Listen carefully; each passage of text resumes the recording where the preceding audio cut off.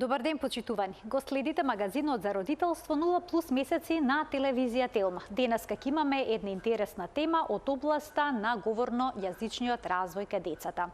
Неправилниот изговор на гласовите е еден од најчестите проблеми во детска возраст. Се случува децата со потешкоти да изговорат одреден глас. Еден глас да заменат со друг, погрешно или воопшто да не го изговорат. Родителите често имаат прашање што да преземат ако нивното дете не знае да изговори Р, С или Л. Најчеста дилема е кога треба правилно да се артикулира гласот Р. Каква логопедска терапија е потребна за корекција? Која е улогата на родителите во овој процес? Како неправилниот изговор на гласовите да стане правилен и зошто е важно корекцијата на гласовите да се постигне на време. Ке ни појасни доцент доктор Силвана Филипова, логопед од Центарот за рехабилитација на патологија на вербалната комуникација. Разговорот следува веднаш по рекламите, се гледаме набрзо со гостинката во студиото на Телма.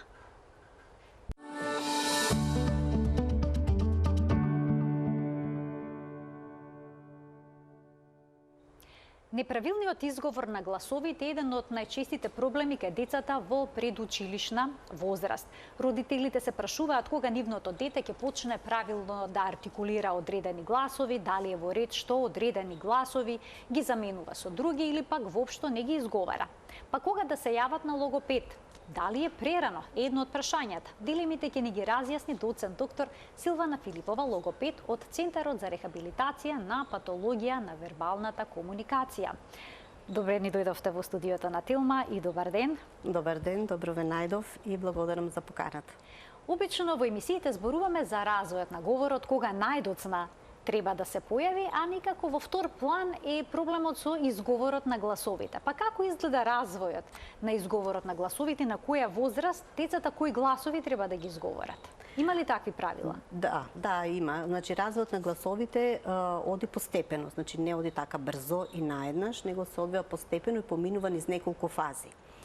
Започнува со првиот крик, тоа е првата вокализација, која покасно со таа вокална игра, со стимулација од надворешната средина се диференцира. А комплетната диференцијација оди низ 4 фази. Во првата фаза децата ги забележуваат најистакнатите карактеристики на дадениот глас, она што е најупадливо, што е највпечатливо, иако не може да ги изговорат, тие ги забележуваат и во оваа фаза доминираат омисиите, испуштањето на глас, испуштање на дадениот глас. Оваа фаза е битна за развој на аудитивната перцепција. Пример со гласот Р. Детето во оваа фаза прво што ќе го забележи, ќе ги забележи вибрациите на јазикот. Иако не може да ги постигне, тоа наместо риба во тој период ќе каже иба. Следната фаза детето ги забележува сличностите меѓу гласовите и тука ни доминираат субституциите, односно замена на еден глас со друг глас. И во оваа фаза ни е многу битна затоа што тука ја почува да развива аудитивната дискриминација. По случајот со примерот со гласот Р, детето ќе забележи дека гласот Р му е сличен со некој од гласовите В, Ј или Л, зависно со тоа кој глас го има усвоено, па така наместо риба ќе биде сега виба, јиба или либа. Во третата фаза детето го очува местото на гласот во зборот, дека тоа е фиксно, ако сакаме да го постигнеме соодветното значење. И во случајот со риба, значи детето ќе забележи дека гласот Р се наоѓа во иницијална положба, значи прв глас. И во четвртата фаза детето го прилагодува говорот веќе кон нормалниот говор. И во оваа фаза детето може да го изговори Р правилно или во колку заради некоја пречка не може да го изговори веднаш, правилно тоа ќе го прилагоди и ќе биде или виба или хеба. Значи, веќе го имаме гласот во дисторзирана форма. Така, до третата година, детето веќе треба да ја усвои базата на говорот, значи треба да го усвои се она што е битно за понатамошниот развој на говорот. На 3 годишна возраст, значи детето треба да ги изговара правилно сите вокали, А, Е, И, О, У, потоа треба да ги изговара правилно сите плозиви, П, Б, Т, Д, К, Г, треба да ги изговара назалите правилно, М, Н, Њ и од фрикативите Ф, В, Ј и Х. На 4,5 годишна возраст детето треба правилно да ги изговара гласовите С, З, Ц, Ш, Ж, Л и Л, и на 5-та година веќе треба да ги има совладано гласовите Ч, Дж, Ќ, Ѓ, Дз и гласот Р. Значи, до 5 годишна возраст детето треба да го усвои правилниот изговор на сите гласови. Во колку не го усвои правилниот изговор на гласовите, после 5-та година или на 5 годишна возраст, родителите треба веќе да побараат помош од стручно лице. Развојот на гласовите ќе кажам дека е индивидуална карактеристика. Некои деца многу рано и многу брзо, многу лесно и правилно ги усвојуваат гласовите, а кај некои други оди малце потешко, побавно и на 5 годишна возраст се уште ги немаат усвоено сите гласови и затоа потребно е да се јават да побарат помош од стручно лице, бидејќи доколку до 5 годишна возраст не ги усвоило правилно сите гласови, мали се шансите дека само ќе може да ги совлада. А обично за проблемот со изговорот на кои гласови се јавуваат на логопед? Кои се тие гласови кои што најчесто им создаваат проблем во изговорот на децата? Прво, децата ги усвојуваат полесните гласови кои што имаат поедноставни движења и поедноставна, ние велиме, артикулацијско-акустичка структура. Покасно ги усвојуваат потешките гласови кои што бараат попрецизни движења, имаат посложена акустичка структура, значи треба да е слушното внимание добро развиено. Такви гласови се Ч, Дж, Ќ, Ѓ и Дз. Тоа се гласови од групата на африкатите, преградно струјни гласови, за чие изговарање се потребни многу издиференцирани движења на говорните органи, имаат сложена акустичка слика, се изговараат на тесно артикулацијско подрачје во предниот дел на устата, значи немаат можност деца да компензираат ако не може да го изговорат. И за да се усвојат, потребно е детето да ги има усвоено гласовите Т, Д, Ц, С и Ш.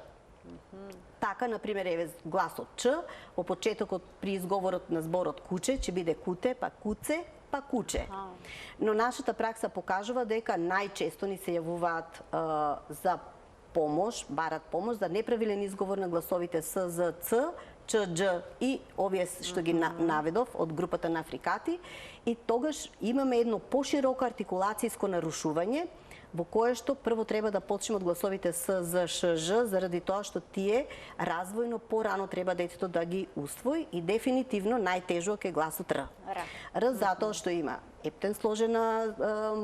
потребна ептен сложена моторика, има потребна пропорција меѓу јазикот и останатите говорни органи, има сложена акустичка структура и исто така, за да го усвои детето гласот Р, треба да ги има усвоено гласовите В, Ј и Л, и така, значи, риба ќе биде уиба, јиба, либа и риба. На крајот дури риба, да, риба. Така. Откога ќе ги усвои сите овие гласови, со тоа тој ја вежба, ја усвојува и моториката на говорните органи и ја развива слушната дискриминација и слушното внимание. А зошто се случува децата да не можат да изговорат одредени гласови? Познати ли се причините за тоа? Да, познати се причините, значи нарушувањата во артикулацијата се најчести нарушувања кај децата во предучилишна возраст. Кога велам предучилишна возраст, мислам на децата после 5-та година. Значи некаде на околу 45 до 60% од децата во предучилишна возраст имаат некој вид на артикулаторно нарушување.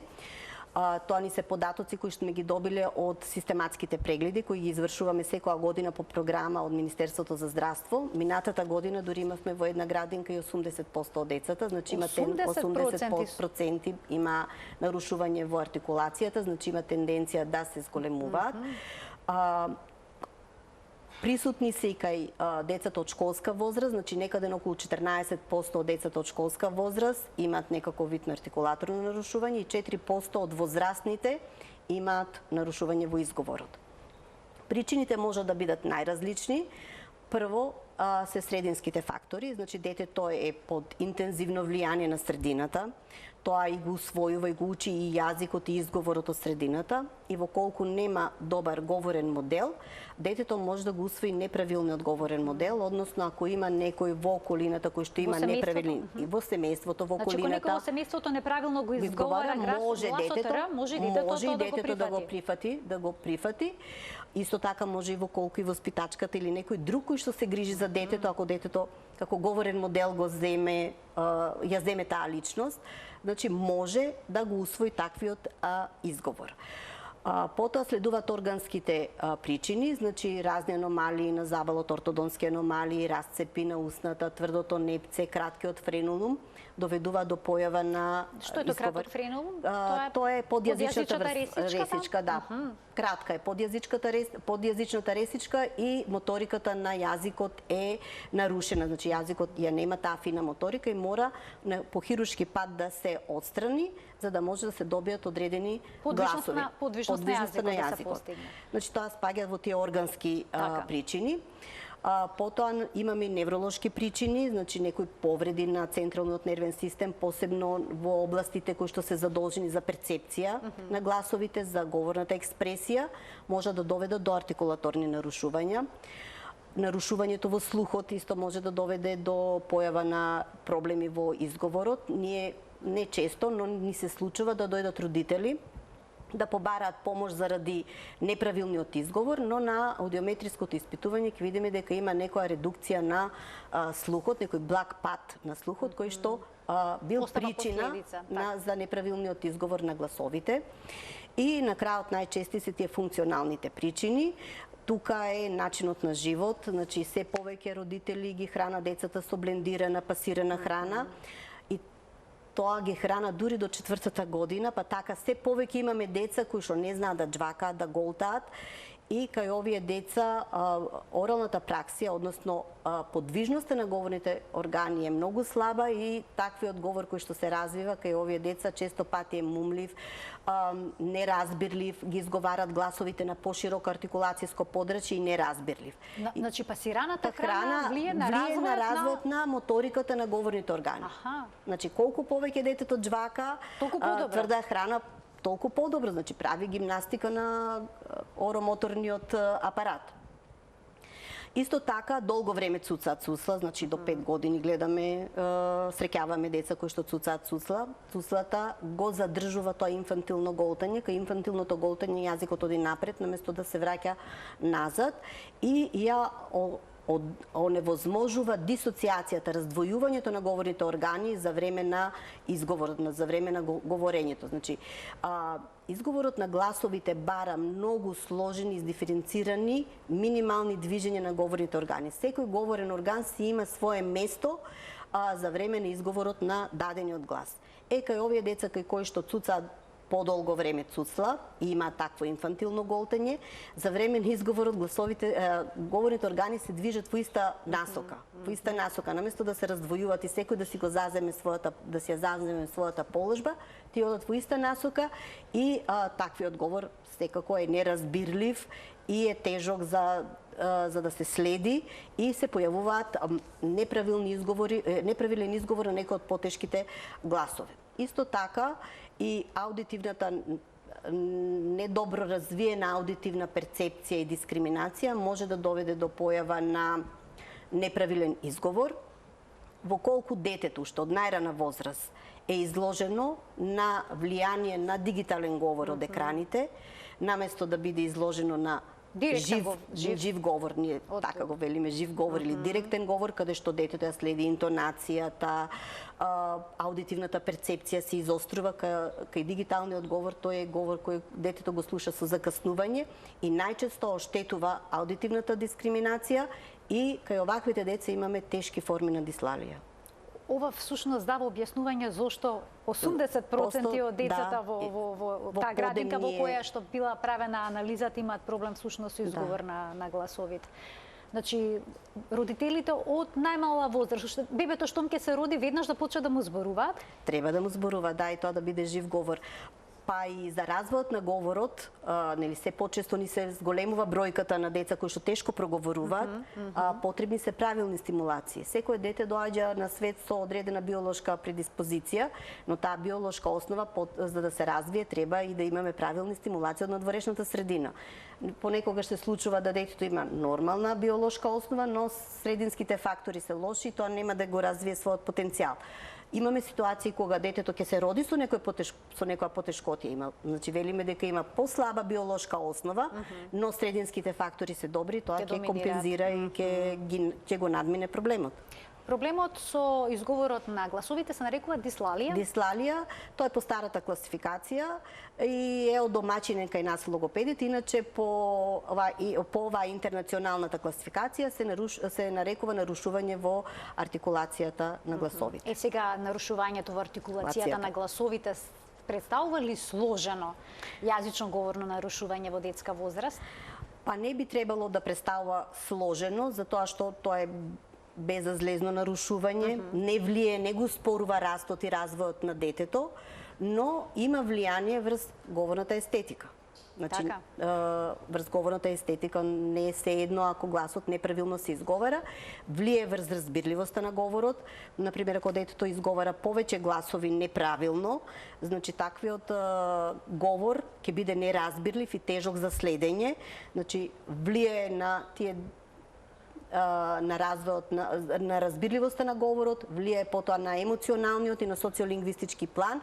Емоционално детето се повлекува, ги избегнува говорите ситуации, неретко тие се изложени на подсмев од другарчињата, дури на булинг. Имаме ситуации кога кај деца кои што имат неправилен изговор се изложени на булинг. Се појавува блага социјална анксиозност, односно да ги избегнуваат говорните ситуации. Имаме деца кои што компензираат на тој начин што прават сложени ментални процеси, бараат други зборови кои што не го содржат гласот кој што имаат проблем да го изговорат, за да ја пренесат по раката. И кај дислалиите треба да се внимава, значи дислалијата е нарушување на моторно ниво. Но често пати може во позадина да имаме и некое друго говорно јазично нарушување и треба да се направи добра проценка да не во позадина имаме некој фонолошко нарушување, некој скриен граматизам, што од прва не може да се запримети, кој што може покасно да влие врз совладувањето на училишните вештини. Така вела дека е најдобро да се совлада овој проблем до периодот кога детето треба да тргне на училиште. Може да покажува детето и послаб резултат на училиште поради сето ова што го набројавте? Па може детето веќе во училиште кога ќе тргне на училиште може и да компензира некои работи ако има потенцијал интелектуален, но може да се покажат емоционални проблеми, заради тие емоционални проблеми да се повлекува и да не се истакнува во училиштето. Ако говорното изговорот е нарушен, значи детето во училиштето ќе ги чита и ќе ги пишува зборовите како што ги изговара. Значи имаме проблем во читањето и во пишувањето. Потоа на детето може да биде изложено на подсмев и тоа да влие на неговиот социоемоционален развој понатаму. Значи не некои потешки проблеми во совладувањето на школските вештини, но ако има во позадина говорно јазично нарушување, тогаш проблемите ќе бидат посериозни. Така. Ќе ги поканиме гледачите од овој момент да се вклучат во денешниот магазин за родителство 0+ месеци со нивни прашања, почитувани, линиите се отворени, телефонскиот број е испишан на екранот. Ќе можете да се вклучите во програма, да поставите прашање кое што е поврзано со проблемот кај децата, со изговарање на гласовите во оној период од животот кога се во предучилишна возраст. Така. Ние продолжуваме понатаму како да му се помогне сега на детето кое што има проблем со изговор на гласовите. Рековте дека на логопед е најдобро да се јават околу 5-та година. Но некои родители кои што се загрижени, можат ли порано да се јават? Или пак некои други сметат можеби дека 5-та година е прерано, па чекаат Да се реши проблемот само од себе. Да се реши проблемот само од себе. Значи, ставот на родителите, односно гледањето на родителите кон нарушувањето во изговор е различен. Значи, некои од родителите го сметаат дека тоа е малце симпатично и дека не треба да дојдат на логопед, дека тоа само по себе ќе си се среди, или и јас имав пример кога дојде мајка да ми каже дека нема да посетуваат, бидејќи ние на тие систематски прегледи ги информираме дека треба да посетуваат логопедски третман, дека тоа е дар кај детето и дека дека тоа му е дар и дека се е окей со изговорот на незиното дете. И не сакаат, значи прво им е симпатично, но покасно кога веќе ќе се надмине тој критичен период за да се среди проблемот, тогаш ќе свата дека баш и не е многу симпатично, но имаме и родители кои што се перфекционисти, кои што многу порано вршат притисок на деца, посебно за гласот Р, да го изговорат правилно гласот Р, а детето моторно, емоционално, психолошки не е подготвено и наместо да добијат правилен изговор, ќе направат некоја дисторзија која што покасно потешко се средува. Значи не советувате родителите да сами од себе, сами од себе да не превземаат, значи само со препорака, со насоки дадени од логопед. Да, и менторирано од логопед. Бидејќи тие ќе го опоменуваат дека лошо го изговара зборот и потоа самите ќе покажуваат како се изговара, тоа не. Најдобро е родителот кога ќе се јави сомнеш дека кај детето нешто не е во ред со говорот, да дојде да се консултира со стручно лице и стручното лице ќе му објасни дали е време да се преземат некакви чекори или не е потребно да се преземат и кога треба да се јави за да се преземат соодветните чекори. Значи сами на своја рака секогаш да не превзимаат некакви активности. Имаме гледачи, пред да преминеме што треба да се преземе и кои се чекорите во решавањето на проблемот, да ги слушнеме прашањата на гледачите, ќе им дадеме предност. Добар ден за првиот. Добар ден. Повелете. И убав ден да имате. Ви благодарам. Да, ме интересира за внуче. До 3 годинки ништо не можеше да збори, само се вика значи ништо не можеше да каже, ни мама, ни тато, ништо. Сега, после 3 годинки прозбори, збори све, а ме интересира со ножињата има некако интересно одење, нема цврсто одење како другите деца, па дали е поврзано со тоа што е страдало, патило, што не е могло да збори до тие годинки, или нешто друго е, ќе ве молам ако може докторката да ми објасни. Имате некое подпрашање? Па не би поставила ви благодарам за вклучувањето. Значи, детето штом касно проговорило, сигурно имало некои проблеми со моториката. Моториката и говорот се најчесто поврзани и едни без други се надополнуваат. Така. Гледачката кажа дека сега детето се збори, тоа треба да се види како збори и што збори се, затоа што некогаш зборат, но тоа е холалија, немаат независна мисла, може и да има независна мисла, може да е граматичен говорот, може да е со редукција на гласови. Моториката и говорот се поврзани, значи целата проблематика може да е од една општо поширока состојба кај детето. Значи, најдобро е да си дојдат кај нас во центарот, да направиме една диагностика и да видиме дали говорот и моториката се поврзани, дали се за возраста во ред, или и да, ако треба, ние ќе ги упатиме каде треба да побарат помош. Уште еден гледач ке вклучиме. Добар ден за него. Ало, дали сум во програма? Да, вие сте во програма, ве слушаме одлично, повелете. Се јавувам во врска со темава. На телефон една баба. Така. Родители, знаете, сега се на работа, па само ние можеме да ги пратиме овие. Секогаш ни се јавува по некоја загрижена баба или некој загрижен дедо? Многу сум загрижена, мислам сите сме загрижени. Дедево се на 2 години зборуваше. Почна да испуšta гласови. А 5,5 години направи Р и Л, не може никако да ги изговори. Која може да биде причината за да не ги изговарат тие? И сега, бидејќи оди во градинка, и сега више на големен изгледа го запракаваат децата, кои не може чисто да зборува. И само измислува, не сакам додам, мешато ме боли, ќе седам дома денеска, а тоа му е изрека за да не оди да не го запрекаваат децата изгледат за говор. Да немате некој подпрашање? И подпрашање ми е, сакам да знам докторкава која е касно се приклучив, која е Така. и каде работи за да стапиме во контакт. Така, доцент доктор Силвана Филипова, логопед, од поранешниот центар за слух, говор и гласа. Сега сме Центар за рехабилитација на патологија на вербалната комуникација, со новиот статут. Ќе ве молам, ало? Така. Ало?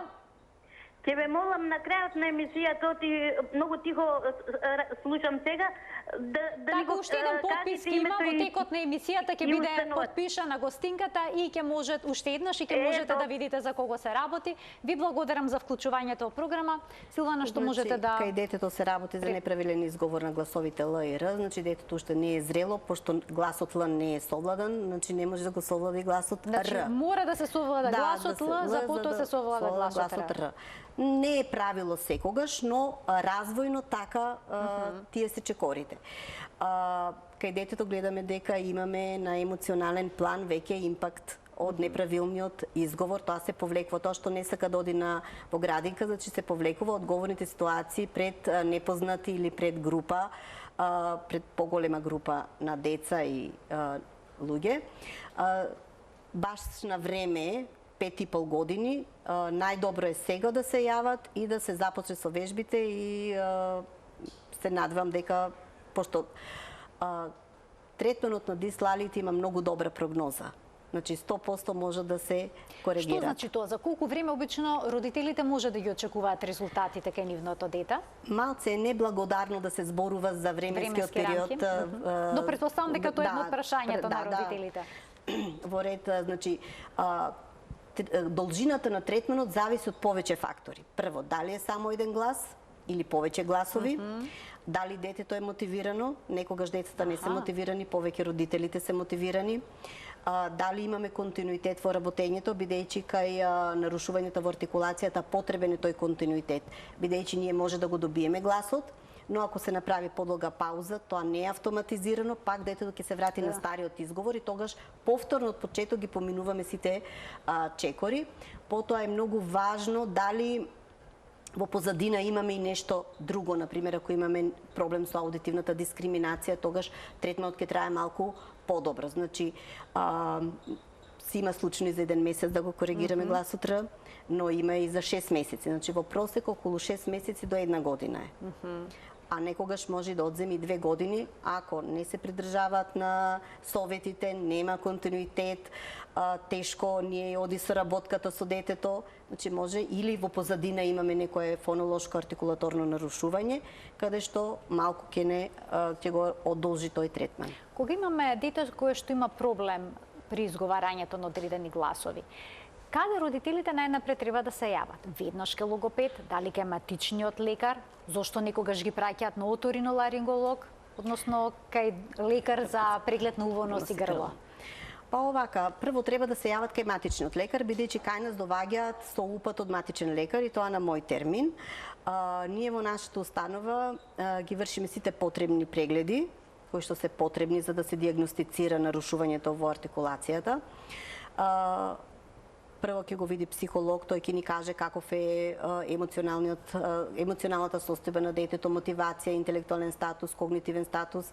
Потоа го гледа дефектолог, дефектологот ќе ни каже каква е оралната праксија, општата моторна состојба на детето, ортодонт, кој што утврдува дали има ортодонска аномалија, правиме аудиометриски наод, потоа го гледа логопед. Логопедот проценката ја врши врз основа на тестови. Имаме глобално артикулационен тест кој што ни ја утврдува, ни го утврдува видот на нарушувањето, артикулаторното нарушување. Правиме проценка дали е нарушена разбирливоста на говорот, бидејќи некогаш еден глас може да не ја нарушува разбирливоста на говорот, но ако се повеќе гласови може да биде нарушена разбирливоста на говорот и правиме проценка дали детето ги избегнува говорните ситуации.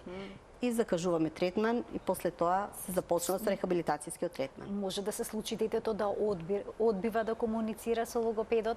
Да не можете да направите проценка на ниту едно прашање да не сака да одговори? Не верувам дека не ни се случило така, ако не може со некој од тимот да не комуницира, но потоа ќе се опушти со некого од нас ќе ја започне комуникацијата. Во случај да имаме таков случај, ние го презакажуваме, па нека дојде 2-3 пати за да се поопушти, да го совлада просторот, да се навикне на логопедот и ќе го опуштиме. Имаме методи на кои што ние можеме да предизвикаме да почне да комуницира со нас. И да соработува.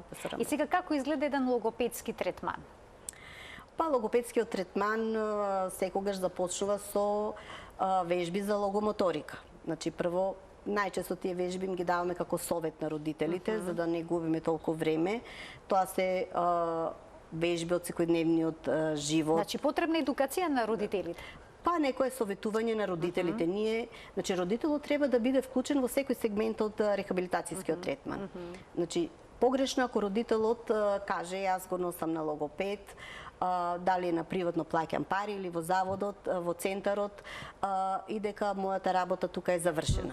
Значи родителот треба да знае што се работи со децата. Значи тоа не е доволно. И родителот мора да биде комплетно информиран. Значи родителот ако не е заинтересиран, тогаш делува како не е заинтересиран. Значи родителот треба да биде информиран и да побара информација ако не му даде логопедот. Што работевте денеска на третманот?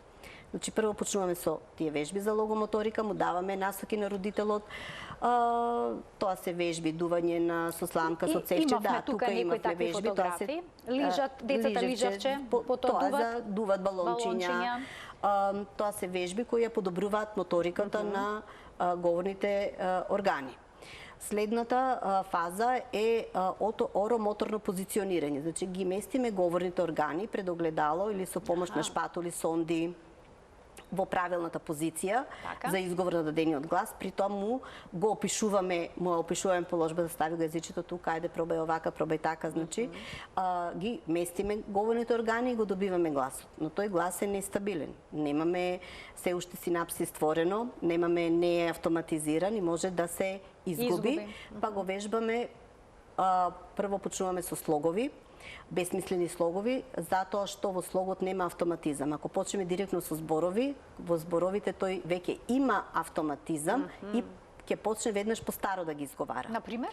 Например, еве за гласот Р, ако почнеме веднаш со риба, рака, ристе, тоа ќе почне по старо. Риба, уиба, како го изговара, каква е, кој вид на дисторзија има, а кај кога почнуваме со слогови нема автоматизам, бидејќи тие не го асоцираат на ништо. И прво го вежбаме гласот во слогови, од кога ќе добиеме некоја стабилност, почнуваме со зборови, значи вршиме автоматизација и на крајот го ставаме во функција, значи да го употребува. И во сите овие чекори ни е потребен родителот. Значи родителот најчесто е дома, најдолго време е со него, комуницира и тоа не мора да бидат класични вежби во домашни услови, значи спонтаната комуникација, секојдневната комуникација може да биде претворена во вежба. Така, имаме гледач, а потоа имаме уште едно прашање поврзано конкретно со гласот Р. Добар ден за гледачот кој што се вклучи во денешната емисија во магазинот за родителство 0+ месеци. Добар ден. Повелете. Поздрав за емисијата. Посебно поздрав до докторката логопедот Силвана. Немам конкретно прашање, меѓутоа сакам да заблагодарам за помошта која што ни направи на моите внуци за да го санира проблемот со говорот. Имено и едниот и другиот внук на возраст од 4 години им се јави проблем со говорот и со нејзина помош, терапија по една година говорот се исправи и сега се тие стречни и задоволни, а нашата докторка Силвана ни е секогаш почитувана заради тоа што навистина за нашето семејство ни донесе голема среќа и задоволство. Поздрав.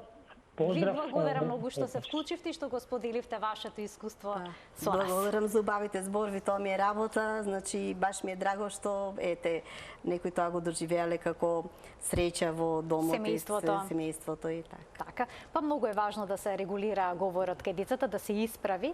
Сега кога сме кај гласовите како што на пример Р, некогаш родителите во домашни услови од децата бараат да изговорат брм, некои такви зборчиња.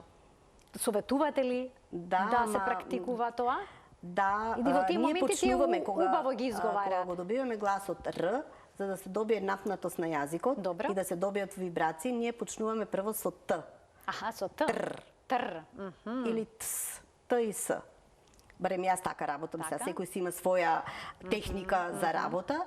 Зошто? Затоа што прво гласот Т е беззвучен, значи звукот во ларингсот нема да го ремети, да го деконцентрира детето, да му прави уште посложена акустичка слика. Прво треба да ги доживее движењата на јазикот, али претходно треба да ги наместам говорните органи. Значи многу е битна таа пропорција помеѓу јазикот и другите говорни органи. Не можеме одма да почнеме со тр или др или бр, како што ако почнат со бр, ќе биде бр. Може да добијат дисторзија и билабијален изговор на гласот р. Затоа споменавте мора логопедски насоки да се добијат. Еден родител ми рече, па не сум знаел, еден глас било цела наука. Значи, тука има чекори. Полека, едно по едно се совладуваат и родителот се води ни сите тие чекори.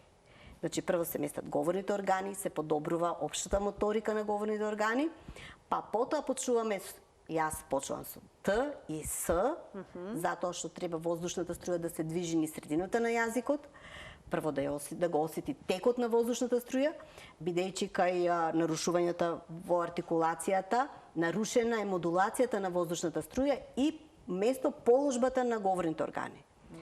Да ја свати и потоа почнуваме со појак тензија, па да оваѓаме до вибрации, но и тука не сме ја завршиле работата и тука може да ни тргне во погрешен правец. Се има случајно ситуација кога родителот интензивно го тера да дува детето и детето почнува странично да дува и добиваме латерален латерален ротацизам. Значи Р со страната на јазикот. Да, тоа е многу тешко и потоа многу тешко се исправа. Значи воздушната струја, детето дува и оно не знае каде да ја дува. Може да отиде низ носната шуплина, али најчесто ни оди странично. Значи затоа на родителот треба да се покаже сушност како да се прават вежбите. Не смеат они сами да, значи цела наука е сепак. Цела наука како што споменавте. И потоа детето оди на логопед, родителот е информиран за вежбите и во домашни услови исто така треба се вежба. Тоа движење кое што ние ќе му го дадеме. Со колкав интензитет, колку често во текот на денот треба да се прават вежбите? Па ние им кажуваме 5 пати, 3 пати, 2 пати по 5 пати, значи тоа е се проценка на логопедот. Како ќе им каже на родителите.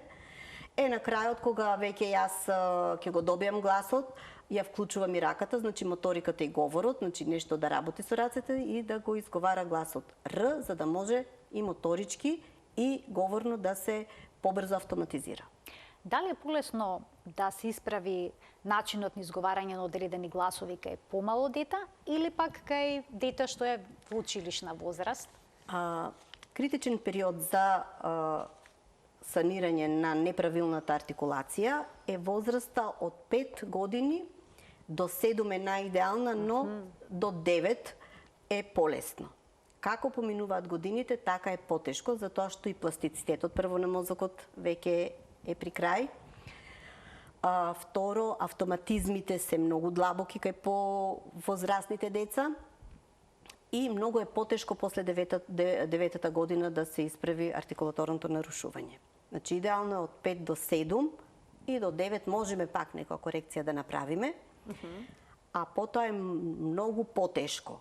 Значи, имаме случаеви кога сме коригирале и кај повозрастни лица. Споменавте 5%, ако не се лажам? 4% од возрастните, истото го има тоа проблем. Имаме коригирано, сите од нас, логопедите, имаме по некој случај кој што сме го коригирали изговорот и на повозраст на 14, 15, па и на 20 години. Но имаме и ситуации кога сме се обиделе да го коригираме, но самиот пациент се откажало тоа. Затоа што вежбите многу потешко ги доживуваат. Конкретно за гласот Р, например, малото дете може да дува и да ги изговара вибрациите подолго време, а кај по-возрастното лице му се стварат твртоглавици. Да, така премногу дување. Дување му се стварат твртоглавици и се откажуваат или ќе го добијат гласот, ама не може да го стават во функција. Так. Значи, после 9-та година е многу тешко и треба многу вежби, многу мотивација и желба да се среди Значи да не се чека и веднаш да се побара стручна помош. Уште еден гледач ке вклучиме. Добар ден. Јас веднаш ке го замолам гледачот да го намали тонот на телевизорот, бидејќи слушам ехо. Добар ден, еве уште една шанса за гледач. Еве ве слушаме одлично, повелете. Намали го тонот. Најдобро е сосема да го исклучите тонот на телевизорот, за да можеме успешно да комуницираме, да можете да го поставите прашањето и да добиете одговор. Да. Повелете. Ало? Да, ве слушаме, во програма сте, повелете. Ало? Во програма сте, го очекуваме вашето прашање. Добар ден. Добар ден. Поздрав до емисијата. Благодарам. Имам едно прашање до гостинката. Се работи за мојот внук, има 5,5 години. Констатирано му е почеток на некоја форма на аутизам. Детево се, мислам, разбира, покажува интерес на све, меѓутоа уште не зборува. Го носиме на дефектолог, психолог, во центарот што е кај нас. Меѓутоа на логопед ни викат рано е уште. Кога ние треба да почнеме со логопета? Детево веќе има 5,5 години. Дали е рано уште? Така, ова е едно убаво прашање. Ви благодарам за вклучување во програмата, во денешната емисија. Што велите вие за ова? Мене ми е жал што морам да кажам дека и касно, не е рано. Значи, не знам зошто колегите даваат такви сугестии на родителите. Значи, секој која станува збор за дете со нарушување од аутистичен спектар или на некое дете со комбинирани пречки или било кое друго нарушување кое го застегнува и говорот, значи паралелно сите треба стручни лица кои што треба да работат со детето, треба паралелно да работат. Често пати слушаме не треба кај логопед, треба само кај дефектолог. Така. Детето не седи, детето треба дефектологот да го научи да седи, да внимава. Секој кај детето си се поставува како авторитет самиот за себе. Мене никој не може да ми го среди мојот пациент да биде внимателен со мене или да соработува со мене. Значи, ако детето има потреба од дефектолог, психолог, а е зафатен и говорот, мора да има и наут од логопед и да се вклучи логопедот. Сите... И покрај тоа што комплетно изостанува говорот? Точно. И покрај тоа што комплетно изостанува, значи ние имаме деца кои што касно проговоруваат, имаме методи, стимулации како да го проговориме тоа дете. Значи, се повеќе во светот се инсистира на тој мултидисциплинарен третман. Не еден на еден или едно стручно лице, сите проблеми кај детето не може да ги реши. Значи, не е касно, веднаш побарете си логопед, да видите дали може нешто да се направи околу проговорувањето, ако не може да се почне со примена на асистивната технологија, затоа што таа технологија ни помага да ја воспоставиме комуникацијата кај невербалните лица. Моето последно прашање денеска би се однесувало на повозрастните лица, еве и на децата од училишна возраст, на кои што не им се допаѓа естетиката во изговорот на одредени гласови, како што е ш, с и слично. Дали е тоа тешко за корекција? Па сега треба да се велат шушка малку при говорот. Тоа не е тешко за корекција, само треба да биде мотивиран и да вежба.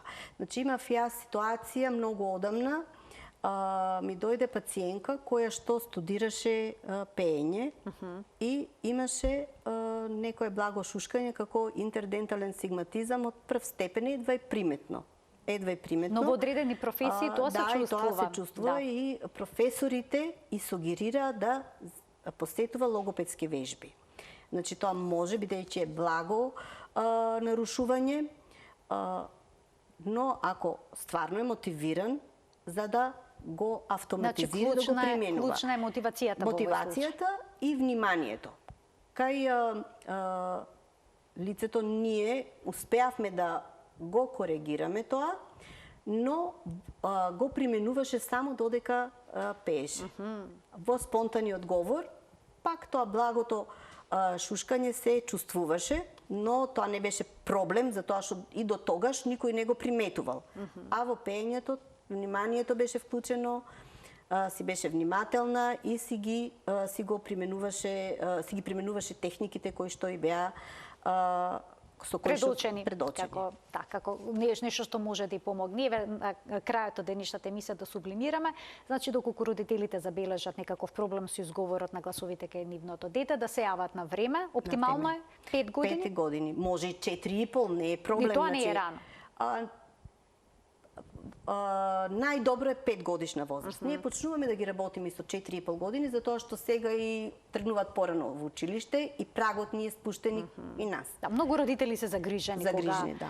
нивното дете не изговара добро некој глас. Али не е касно ни 5 години. 5 години најдобро се работува, најдобро внимание има, поминати се сите тие фази кои што ви ги кажав. И многу лесно можеме брзо да го добиеме, да ги добиеме гласовите кои што се проблем. Значи цуцла да не се користи предолго? Па тоа го советуваме на родителите, не предолго, после првата година, да година и пол, веќе треба да ја фрлат цуцлата. Не пасирана храна предолго? Парченца храна, значи детето да джвака? Значи, во колку детето не може да джвака или не може да голта, најчесто се жалат, ако му ставиме парченца, ги фрла, ги плука, значи нека ги плука. Значи, вие ќе му ставате парченца храна, и ако ги плука, праќа импулси до мозокот, значи сензорот да го прифати, да ја прифати таквата текстура. Тоа ќе ги плука и после постепено ќе почне да ги прифаќа. И од страф не дават, да не се засркне детето. Некои па тој страф и го пренесуваат и на децата. Така. Да им се зборува од најмала возраст, значи, директен говор, не да го оставаат пред екраните. Значи често пати родители ќе дојдат, знаете, јас им пуштам телевизија или им го давам телефонот само едукативни емисии. Значи дете до 5 години не може да учи од екраните, затоа што ги нема развиено способностите за да учи само од екраните. Го нема логичкото мислење. Значи, оно во екранот гледа само слика во движење, бои и звуци. Значи, едукативните емисии, во колку родителот не седи со детето и да зборува за тоа што го гледаат, па и цртан филм да е, значи да имат комуникација, нема ефект. И родителите да се обраќаат со убав говор кон своето дете, да биде добар, како рековте, говорен модел. Говорен модел. А некогаш и на бебешки јазик им се обраќаат на децата. Предпоставам тоа е проблем. Дека веќе тоа треба да е надминато порано, кога не знаеа, од милост им се обраќаат на бебешки јазик, со бебешки говор, но тоа е скроз погрешно. Значи така вие му враќате погрешен фидбек на детето и детето нема можност да си го коригира својот говор. Значи децата кога поминуваат низ тие фази, имаат механизми за автокорекција. Али тие механизми за автокорекција можат да се искористат во колку имаме на што да се угледаме. Значи, во колку имаме пример. Ако имаме пример погрешен изговор, тогаш и нашата автокорекција ќе оде во таа насока. Јас ви благодарам многу за вашето гостување. Беше задоволство што сте гостинка во денешниот магазин за родителство 0+ месеци, што на ваков убав начин ги предучивте, така, разбирлив за гледачите, ги предучивте најважните поенти поврзани со овој проблем. Ви благодарам и за поканата. Се гледаме повторно. Почитувани, ова беше се во денешната емисија. Ви благодарам за вниманието со кое што не следевте и денеска. Ви посакувам пријатен и убав ден.